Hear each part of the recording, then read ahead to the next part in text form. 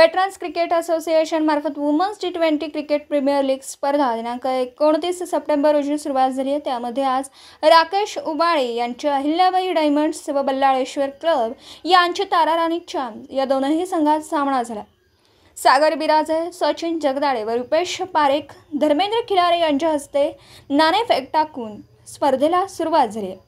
सकाळच्या सत्रातील पहिल्या सामन्यामध्ये नाणेफेक जिंकून क्षेत्ररक्षण स्वीकारलं। अहिल्याबाई डायमंड्स यांनी प्रथम फलंदाजी करताना 20 ओव्हरमध्ये 3 गडी बाद 96 रन्स केल्यात। यामध्ये अनुश्री स्वामी यांनी 54 रन केल्यात। सोनाली शिंदे यांनी 18 रन केल्यात। तारा राणी चॅम्प्स तर्फे सायली मोहिते, चेतना कांबळे यांनी एक गडी बाद केले। तारा राणी संघाने फलंदाजी करताना 15 ओव्हरमध्ये 97 रन्स केल्या व एकतर्फी विजय मिळवला।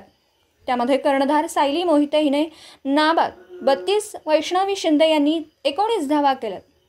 या स्पर्धेचे man of the match Sayali Mohite यांना भारतीय विद्यापीठ मेडिकल कॉलेज सांगलीच्या स्मिता जेऊर यांच्या हस्ते madam of the match trophy देण्यात आली।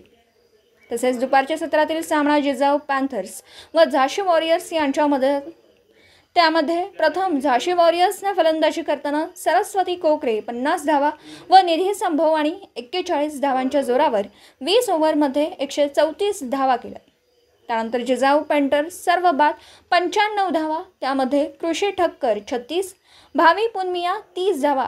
झाशी वॉरियर्सकडून भक्ती मिरजकर हिला 4 विकेट, सरस्वती कोकरे 2 विकेट, श्रेया जगदाळे 2 विकेट। यावेळी या स्पर्धेचं नियोजन सचल अभिजित कदम, संचालक विनायक जोशी, खजिनदार प्रकाश फाळके, संजय कोळी व संजय काळोके यांनी केला। पत्रकार राजेंद्र शिंदे, झी न्यूज मराठी।